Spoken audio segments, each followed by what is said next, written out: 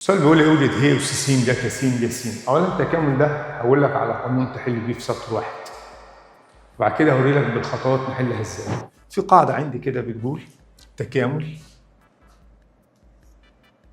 ه اس ا س ج ب س د س.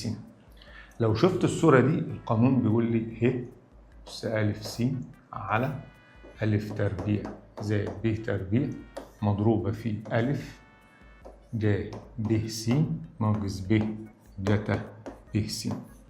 ده القانون اللي هتحل بيه في سطر.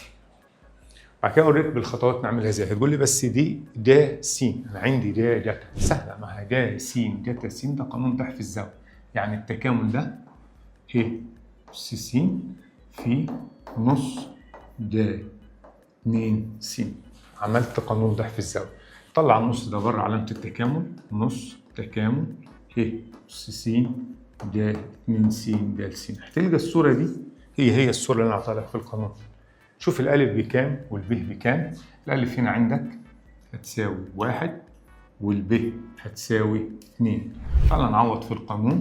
النص دي مالناش دعوه بيها، افتح قوس كده.